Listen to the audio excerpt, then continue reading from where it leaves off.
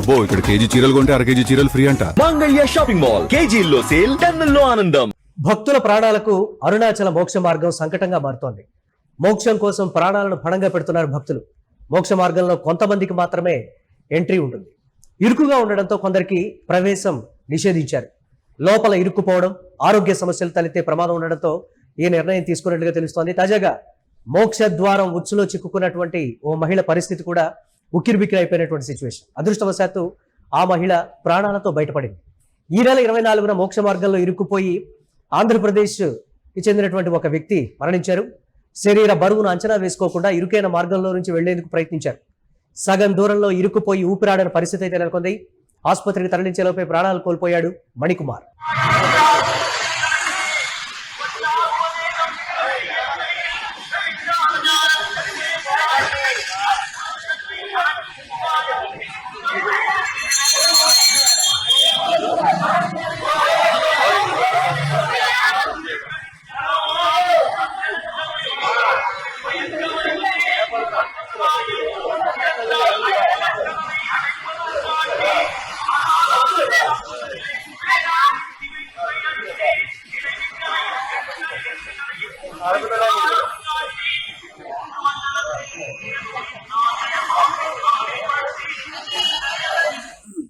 భక్తి ఉండటం మంచిదే, కానీ అది ప్రాణాల మీదకు తెచ్చేటువంటి మూఢనమ్మకంగా అయితే మారకూడదు.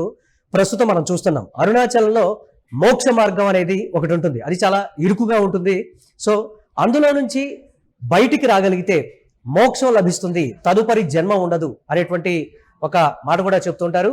తమ అదృష్టాన్ని పరీక్షించుకునేందుకు చాలా మంది ఈ విధంగా తెగిస్తూ ఉన్నటువంటి సిచ్యువేషన్. గతంలో కొంతకాలం క్రితం రాజమండ్రికి చెందినటువంటి ఒక వ్యక్తి ఆ మోక్ష మార్గంలో తన శరీర బరువును అంచనా వేసుకోకుండా ఆ భారీ కాయంతో అందులో ప్రవేశించడంతో బయటకు తీసేలోపే అతను ఉక్కిరి బిక్కిరై ప్రాణాలు కోల్పోయినటువంటి పరిస్థితిని. కానీ ఈ మహిళ ఒకంత అదృష్టవంతురాలనే చెప్పాలి. మనం యూటీవీ స్క్రీన్ మీద ఎక్స్క్లూజివ్గా చూస్తున్నాం. అక్కడ ఉన్నటువంటి సిబ్బంది ఇరుక్కుపోయినటువంటి భారీ కాయంతో ఉన్నటువంటి భారీ దేహంతో ఉన్నటువంటి ఆ మహిళని బయటికి లాగుతున్నటువంటి పరిస్థితి ఉంది. మన శరీర బరువును అంచనా వేసుకోకుండా లోపలికి వెళితే ఏం జరుగుతుందో చెప్పడానికి ఈ రెండు ఉదాహరణలు కూడా ఉంటాయి. అప్పట్లో దీనికి సంబంధించి రాజుల కాలం నాటి అంశానికి సంబంధించి 6 అడుగుల ఎత్తు కావచ్చు, లేకపోతే ఆరోగ్యకరమైనటువంటి శరీరం అందులో మాత్రమే పడుతుందనేటువంటి ఒక ఉద్దేశం, దానికి సంబంధించి ఒక మంచి ఆలోచనలు, లేకపోతే ఇతరత్ర అన్నీ కూడా సరైనటువంటి దేహదారుఢ్యం ఉంటే బాగుంటుందనేటువంటి ఒక ఉద్దేశంతో అప్పుడు ఆ విధంగా కట్టారు. కానీ భక్తులు దాన్ని మూఢనమ్మకంగా భావించి అందులో నుంచి ఏదో విధంగా ప్రవేశించాలి, బయటకు రావాలనేటువంటి ఒక ఉద్దేశం. తాము ఏ స్థాయిలో ఆకారంలో ఉన్నాం దాన్ని కూడా మర్చిపోయి, తమ ఆరోగ్య సమస్యల్ని మర్చిపోయి, కొంతమందికి ఒక ఫోబియా ఉంటుంది. ఆ లోపలికి వెళ్ళిన తర్వాత ఏమైపోతాము అనేటువంటి ఒక భయంతో కూడా వారు ఊపిరాడక ఇరుక్కుపోతున్నటువంటి పరిస్థితులు అయితే ఉంటాయి. అలాంటి ఉదంతమే ఒక నెల రోజుల గ్యాప్లో 2 ఉదంతాలు కూడా మనం చూసాం. దీనికి సంబంధించి ఆధ్యాత్మిక కేంద్రమైనటువంటి తమిళనాడులోని తిరువన్నామలై మోక్ష మార్గం చుట్టూ జరుగుతున్న ప్రచారం ఇప్పుడు భక్తుల ప్రాణాలను బలిగొంటోంది. ఆ సందులో నుంచి దూరితే మోక్షం లభిస్తుందనే నమ్మకంతో భక్తులు తమ ప్రాణాలను పణంగా పెడుతున్నారు. ఇటీవల రాజమండ్రికి చెందినటువంటి మణికుమార్ 36 ఏళ్ల వయసు ఉన్నటువంటి యువకుడు ఈ మోక్ష ద్వారంలో ఇరుక్కుపోయి ఊపిరాడక ప్రాణాలు కోల్పోయినటువంటి పరిస్థితి. ఈ నేపథ్యంలోనే ఒక కీలక నిర్ణయం అయితే తీసుకున్నట్లుగా కూడా తెలుస్తోంది. ఆరోగ్య సమస్యలు ఏదైనా ఉందా, ఆరోగ్య సమస్యలు ఏదైనా ఉంటే, అలాగే ఊపిరి సరిగ్గా తీసుకోలేనటువంటి ఇష్యూస్ ఏదైనా ఉన్నా, లేకపోతే భారీ కాయం, చాలా మందికి కొన్ని మూఢనమ్మకాలు ఉంటాయి. మనం మంచి వాళ్ళమైతే ఆ చిన్న సందులో నుంచి కూడా బయటికి రాగలం, మనం మంచి వాళ్ళం అనేటువంటి ఉద్దేశంతో తమకున్నటువంటి ఆ భారీ దేహాన్ని కూడా లెక్క చేయకుండా లోపలికి వెళ్తూ ఉంటారు. చాలా మంది ఇబ్బంది పడ్డటువంటి సిచ్యువేషన్. మొన్న కూడా ఒకళ్ళు ప్రాణాలు కోల్పోయారు. భక్తులకి చాలాసార్లు అక్కడ ఉన్నటువంటి సిబ్బంది కూడా అవేర్నెస్ కల్పిస్తున్నప్పటికీ వారు ఎందుకు మూఢనమ్మకానికి, అది మూఢ భక్తి కింద మారిపోతున్నటువంటి సిచ్యువేషన్ ఉంది. చాలా మంది కూడా అక్కడ ఆసుపత్రికి తరలించి చికిత్స అందించినటువంటి సిచ్యువేషన్స్ కూడా ఉన్నాయి. కానీ అక్కడ సిబ్బంది చెప్తూ ఉంటారు, వినకుండా అదే రీతిలో భక్తులు కూడా అందులోంచి ప్రవేశిస్తూ ఉంటారు. కానీ ఆ మోక్ష మార్గంలో నుంచి బయటకు రావడానికి దాని వెనకాల ఒక క్యూ ఉంటుంది. దాదాపు 100-150 మందికి పైగా ఉంటుంది. ఎట్టి పరిస్థితుల్లో ఆ మోక్ష మార్గం నుంచి మేము బయటకు రావాలి, అరుణాచలం వస్తే దీనికి సంబంధించి పాటించాల్సినటువంటి నిబంధనలో అది మొదటి ప్రాధాన్యంగా కూడా పెట్టుకుంటూ ఉంటారు. దీనికి సంబంధించి ఆధ్యాత్మికవేత్తలు కానీ, ఆలయ సిబ్బంది కానీ, ఆలయ పీఠాధిపతులు కూడా ఎన్నో రకాల అవగాహన కార్యక్రమాలు నిర్వహిస్తున్న భక్తుల ఆలోచనల్లో మార్పు రానటువంటి సిచ్యువేషన్. గత నెల 24న రాజమండ్రికి చెందిన మణికుమార్ తన కుటుంబంతో కలిసి స్వామివారి దర్శనానికి అయితే వెళ్లారు. రాత్రి వేళ గిరి ప్రదక్షిణ చేస్తూ ఈ మోక్ష ద్వారం వద్దకు చేరుకున్నారు.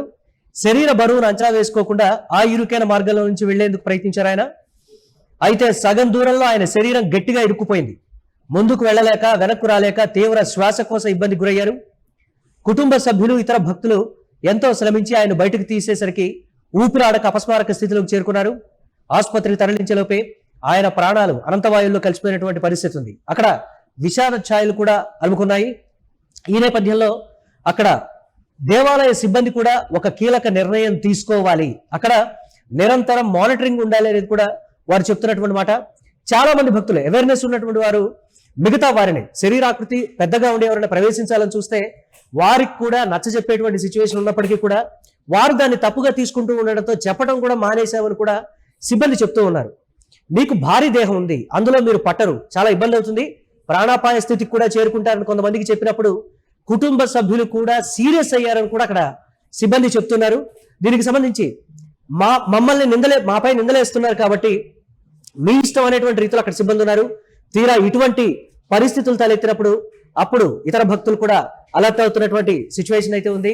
అక్కడ మోక్ష ద్వారం అనేది పెట్టినటువంటి ఉద్దేశం వేరు, అక్కడ భక్తులు ఆచరిస్తున్నటువంటి విధానం వేరని కూడా చెప్తున్నారు. ఆలయ పండితులు దీనికి సంబంధించి పునరాలోచించాలి అని కూడా ప్రభుత్వాన్ని కోరుతూ ఉన్నారు. అలాగే ఇటువంటి మూఢనమ్మకాలు ఉన్నటువంటి ఆలయాలు కూడా కొన్ని ఉన్నాయి, కానీ ఇది అత్యంత ప్రమాదకరం. కానీ ఎట్టి పరిస్థితుల్లో కూడా ఆరోగ్యాన్ని చూసుకోవాలి. అలాగే శరీరం ఏ స్థాయిలో పరిమితిలో ఉంది, అక్కడ ఉన్నటువంటి సందు ఏ విధంగా ఉంది, మనం అందులో పట్టగలమా లేదా అనేటువంటి దాన్ని బేరీజు వేసుకోకుండా వెళ్తే మాత్రం డెఫినెట్ గా మోక్ష మార్గం బయటికి రావడం కాదు, ఆ సందులోనే ఇరుక్కుపోయి నిజంగా మోక్ష మార్గం అక్కడికక్కడే లభిస్తుందనేది కొంతమంది ఎగతాళిగా చెప్తున్నటువంటి పరిస్థితి. భక్తులు ఇప్పటికైనా సరే ఆలోచించి వాస్తవ పరిస్థితుల దృష్ట్యా ఆ మోక్ష మార్గంలో ప్రవేశించాలని కూడా ఆలయ సిబ్బంది కోరుతున్నారు.